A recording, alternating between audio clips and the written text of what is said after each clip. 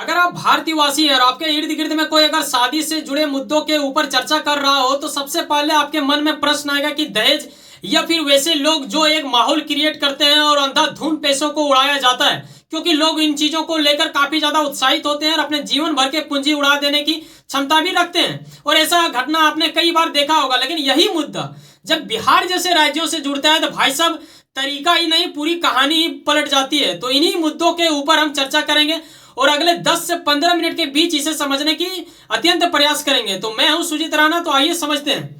भारत के अलग अलग राज्यों में आपने देखा होगा, अगर ध्यानपूर्वक इसे महसूस किया होगा तो आपको पता चला होगा कि हर राज्य की अपनी एक अलग पहचान है और हर राज्य में शादी को अलग अलग तौर तरीकों से की जाती है, जो कि एक हद तक सही भी है। चलिए, सबकी अपनी रीति रिवाज होता है, लेकिन ये काफी ज्यादा जीवन का खास पल होता है और ये उम्र भर याद रहे और आने वाली पीढ़ियां भी इससे कुछ ना कुछ सीखती है। और ऐसे स्थिति में अगर आपके साथ खेला हो जाए तो ये बड़ा अत्यंत वाली पीड़ा हो जाती है। इन दिनों बिहार में बीते कुछ दिनों से आपने सुना होगा कि एक टीचर के साथ जबरन ऐसा कुछ करवा दिया जाता है जिसे पकड़ुआ विवाह कहा जाता है। आखिर ये क्यों होता है और क्या है इसकी परंपरागत रूप वाली लक्षण जो कि बिहार में ही देखने को मिलता है।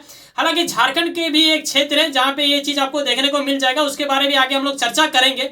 साल 2020 का एक आंकड़ा बताती है कि सिर्फ उसी साल 7,194 केस ऐसा था जिसमें जबरन लोगों का शादी करवा दिया गया था।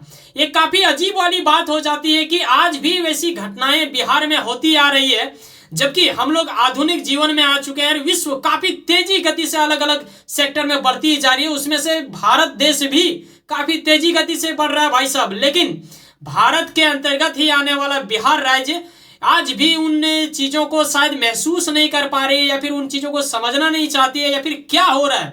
आखिर पकड़ुआ विवाह का वहां पे चलन कब से है और ये क्यों शुरू हुआ और इससे कितने लोगों को नुकसान हो रहा है, समाज को कितना हद तक बुरापन महसूस करवा सकती है, ये मायने रखता है न सिर्फ बिहार वासियों के लिए बल्कि उसके इर्द गिर्द वाले राज्यों पर भी ये असर कर सकती है। इतनी क्षमताएं इसमें होती है, क्योंकि लोग जो सीखता है वो अपने ही इर्द गिर्द वाले राज्य तथा देशों से सीखता है, क्योंकि माहौल का असर तो भाई साहब हर जगह दिखता है। तो देखो, माना यह भी जाता है कि इसके पीछे दहेज प्रथा का भी काफी खास भूमिका होती है। हालांकि दहेज प्रथा के प्रति भी आपको पता होना चाहिए कि कई वर्ष पहले भी कई लोगों ने प्रयास किया कि इन चीजों को हटाया जाए, लेकिन आज भी ये इनडायरेक्टली चलती है और इस चीज को लेकर आपने अवश्य अपने इर्द गिर्द में लोगों को देखा होगा। दरअसल पकड़ुआ विवाह बिहार का एक तरह से भूमियार तथा राजपूतों की ओर से शुरू की गई एक कुप्रथा थी, जो दिन प्रतिदिन बढ़ती ही गई है। आज जैसे आधुनिक जीवन में भी ये चलता ही जा रहा है।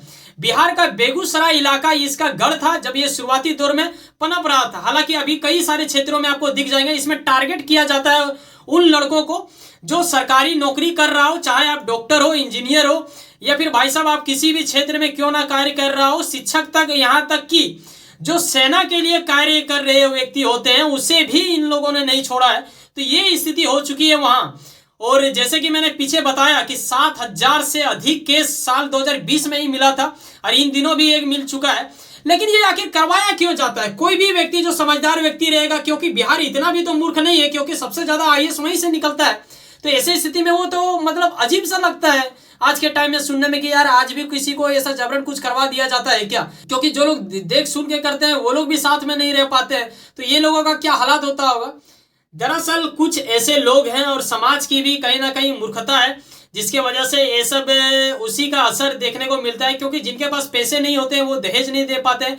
हालांकि दहेज कोई लेता है या नहीं लेता है इसके ऊपर मैं क्लेम नहीं करना चाहूंगा, लेकिन इनडायरेक्टली चलता है, ये आपको भी पता होना चाहिए और यकीनन आप जानते भी होंगे। तो वो लोग क्या करते हैं कि बिहार में कुछ ऐसे समूह है, छोटे बड़े गैंग टाइप का, जिस प्रकार रहता है ना, गुंडाई का एक गैंग रहता है, वो लोग ठेका लेते हैं कि भाई साहब हमें दो टेंडर, मैं ये चीज करवा दूंगा। वो कुछ एक रकम तय करती है, उसे पैसा दे दिया जाता है जो गरीब परिवार से आते हैं। और इसमें मान्यता ये भी रखता है कि क्यों ऐसा किया जा रहा है। दरअसल आज भी इंडिया में कई क्षेत्रों में आपको रूढ़िवादी सोच दिख जाएंगे, क्योंकि लड़कियों को आज भी कई लोग बोझ मानते हैं और उनके माता पिता चाहते हैं कि इससे हमें छुटकारा मिल जाए। हालांकि ये मैं क्लेम नहीं कर रहा कि सभी लोग ऐसा नहीं करते हैं, लेकिन कुछ जो ऐसे लोग हैं वो लोग हैं। ऐसा नहीं है कि एकदम से ऐसा है ही नहीं। अगर ऐसा नहीं रहता तो कोई भी बेटी का बाप क्यों चाहेगा कि अपने बेटी को किसी दूसरे के यहाँ पे जबरन में भेज दूं, क्योंकि उसकी जिंदगी तो एकदम पूरा तरह से तबाह हो जाएगा जी। यकीनन इस चीज से आप वास्ता रखते होंगे अगर आप एक समझदार व्यक्ति है तो ऐसा करने के पीछे वो भी एक वजह माना जा सकता है। ये लोग फंडिंग करते हैं। वो लोग क्या करते हैं कि लड़के को पहले चुनते हैं कि भाई साहब किसे उठवाना है। अब देख लिया कि हाँ एक संपन्न परिवार से एक लड़का है जो ठीक ढंग से कर रहा है, इसके पास नौकरी वोकरी है, उसे उन्होंने क्या किया, उठवा लिया। अब उठवा के ये लोग ले आते हैं मंडप में, फिर गन पॉइंट में इसे रखा जाता है। गन पॉइंट के साथ साथ ही इसे मारपीट का भी धमकी दी जाती है। इनके परिवार के कई लोगों को भी धमकियां दी जाती है। हालांकि उनके परिवार लोगों को जानकारी ही नहीं दिया जाता है शुरू में, लड़के के परिवार को, लेकिन जैसे ही ये शादी किया जाता है उसके बाद उन्हें जानकारी दे दी जाती है। और इस जानकारी से आपको लगता होगा कि भाई साहब ये तो पूरा फिर ये लड़का लोग केस कर देगा तो फिर ये तो क्लियर ही हो जाएगा। ऐसा नहीं हो पाता है। दरअसल कई लोग केस करना चाहते हैं, हालांकि आर्टिकल 21 का ये उल्लंघन तो है ही, लेकिन आपको समझना होगा कि ये लोग इतने ही चालाक होते हैं कि अगर आपका ये जबरन शादी करवा रहा है तो आपसे ये वीडियो भी बनवाएंगे। वीडियो किस तरह बनवाएंगे, ऐसा तो आपका शकल तो लटका हुआ रहेगा भाई साहब। जब आप गन पॉइंट बनेंगे उस टाइम गन वन हटवा दिया जाता है, आपको कुछ लोग हंसवा देंगे जबरन, और आपका वीडियो इस प्रकार बनाया जाएगा कि उसमें लगेगा ही नहीं कि आपने जबरन किया है। तो वो उसके लिए एक तरह से प्रूफ के लिए काम करता है। इसके अतिरिक्त कई लोगों का हस्ताक्षर इत्यादि भी ये लोग करवा लेते हैं, समाज को भी इकट्ठा कर लेते हैं। तो ये उनकी एक तरह से मतलब क्या बोलो, एक साजिश है जिसके तहत कई लोग चपेट में फंस जाते हैं। अच्छे अच्छे लोग वहां पे बर्बाद हो चुके हैं इन क्षेत्रों में। और इसमें ना सिर्फ उनका नुकसान होता है बल्कि जिस बेटी का शादी वैसा करवाया जाता है उस बेटी की स्थिति आप जरा सोच के देखो भाई साहब, क्या ही होता होगा।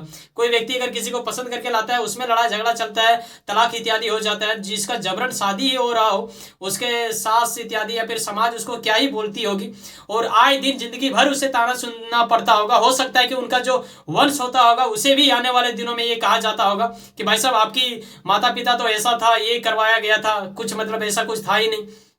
तो ये कहीं ना कहीं मायने रखता है और काफी ज्यादा समाज को घातक साबित करता है और समाज को काफी हद तक घिनौना रूप में प्रकट करती है। ऐसा नहीं होना चाहिए, लेकिन आज भी ये बिहार में हो रहा है। ये बिल्कुल शर्म की बात है, ना सिर्फ बिहार बल्कि भारतवासियों को भी इनके प्रति कहीं ना कहीं टिप्पणी करने की जरूरत है कि आखिर ऐसा हो क्यों रहा है। क्या इसमें एक ठोस कानून नहीं बन सकता है, या फिर वहां की प्रशासन क्या इतने अधिक कमजोर है कि उनके नाक के नीचे ऐसा कुछ हो जाता है उन्हें पता ही नहीं चलता है, और आज के आधुनिक जीवन में ऐसा हो रहा है। तो ऐसा क्यों हो रहा है, ये भी मायने वाली बातें रखता है। इसके बारे में विचार अवश्य करनी ही चाहिए। इसके पीछे वजह यह भी माना जाता है कि शिक्षा का कमी या फिर अपनी रूढ़िवादी सोच की वजह से ये सब हो रहा है। अगर लोग शिक्षा की ओर ज्यादा बढ़ोतरी देंगे, जबकि बिहार के बारे जैसे ही शिक्षा का नाम आता है तो कहीं ना कहीं आपके दिमाग में ये जरूर आता होगा कि सबसे ज्यादा IAS अफसर तो वहीं से निकलता है। भाई साहब आपको बता दो कि रावण के घर में भी विभीषण होता है, ठीक है जी, जो राम का सहयोग देता है, लेकिन एक विभीषण के घर में पूरा खानदान ही रावण होता है। तो यही उदाहरण यहाँ भी आप फिट कर सकते हो कि कुछ लोग वहां पे अच्छे हैं, ऐसा नहीं है कि वहां पे अच्छे लोग नहीं है, शिक्षित नहीं है। कई लोग आपको बेहतर मिल जाएंगे, अच्छे अच्छे मुकाम पे लोग मिल जाएंगे, लेकिन वहीं पे कुछ ऐसे भी लोग हैं जो कि बिल्कुल वहियाद है और एक वहियाद समाज का निर्माण करते जा रहे हैं, जिसका असर इर्द गिर्द वाले राज्यों में भी होता है। आपको बता दो कि झारखंड का भी एक क्षेत्र है दुमका, जहां पे आपको ऐसे मतलब पकड़ुआ विवाह देखने को मिल जाता है। ऐसा भी आर्टिकल में आपको कहीं ना कहीं अगर आप ध्यानपूर्वक देखिएगा, रिसर्च कीजिएगा तो आपको पता चलता है। ये असर वहां भी देखने को मिलता है। इसीलिए कहते हैं ना कि अच्छा हो या बुरा हो, उसका असर हर जगह पे होता है। इसीलिए बेहतर होगा कि आप अच्छे व्यक्ति बने, तभी जाके समाज को एक बेहतर चीज आप दे पाते हो, ठीक है। और दहेज की रकम अब क्या ही बोले, मतलब ये सब रुकने का नाम ही नहीं ले रहा। हालांकि इसके ऊपर कानूनी कार्रवाई भी की जाती है, लेकिन दिन प्रतिदिन ये बढ़ती जाता है। खासकर अगर सरकारी जॉब हो जाए तो ये भी एक समाज का नशा सा हो चुका है, जिसकी वजह से कई लोग इसके चपेट में आ जाते हैं। डर की वजह से वो लोग ये सब कुछ कांड करवा देते हैं, जो कि मूर्खता वाली बात है। अगर समाज इन चीजों को रोक पाती या फिर प्रशासन इन चीजों को रोक पाती, पहले लोग खुशी में देते थे गिफ्ट विफ्ट, लेकिन अब धीरे धीरे दिन प्रतिदिन ये सब काफी तेजी गति से बढ़ गया। क्योंकि हमारे पूर्वजों को अगर आप देखो तो वो लोग कुछ उतना ज्यादा ये सब नहीं करते थे, लेकिन अब इलीगल रूप से काफी चीजें बढ़ने लगी है। हालांकि मैं इसके ऊपर क्लेम नहीं करना चाहूंगा, ना ही मेरा ऐसा विचार है कि मैं किसी भी प्रकार के व्यक्तियों के खिलाफ मतलब ऐसा कुछ बोलूं, लेकिन मेरा यह अवश्य मानना है कि दहेज इत्यादि मतलब बुरा है, ऐसा नहीं होना चाहिए, ठीक है। आगे बढ़ेंगे और इससे फायदा ये होता है और नुकसान क्या होता है ये भी जानने वाली बात होगा। फायदा उसके लिए जो व्यक्ति को लगता है कि वो बोझ है तो उसका बोझ खत्म हो जाता है, लेकिन उस व्यक्ति को पता होना चाहिए कि उसने ना सिर्फ अपने बोझ के चक्कर में, अपना फायदा के चक्कर में अपने आप को खुश किया है, बल्कि ना जाने कितने लोगों को उस राह को लेकर एक प्रोत्साहन महसूस करवाते हुए एक एग्जाम्पल सामने रख दिए, जिसको आने वाले दिनों में भी कई लोग ट्राई करेंगे। तो ऐसा भी शक के दायरे में कहा जा सकता है। हालांकि इन मुद्दों के ऊपर आपकी क्या विचार है, अगर आप चाहो तो अवश्य साझा कर सकते हो। और आपको बता दूं कि वर्ल्ड अफेयर्स पॉलिटिक्स, जिसमें मैं फेस अपना नहीं दिखाता था, विदेश नीति में बताता था, भाई साहब ये वही चैनल है, बस मैंने नाम बदल दिया है, द कल्ट के नाम से आप जानते हो, और अब थोड़ा सब्जेक्ट भी मैंने बदल दिया है। और मिलते हैं किसी नेक्स्ट वीडियो में, सब्सक्राइब अवश्य कर लेना। बाय, जय हिंद, जय भारत।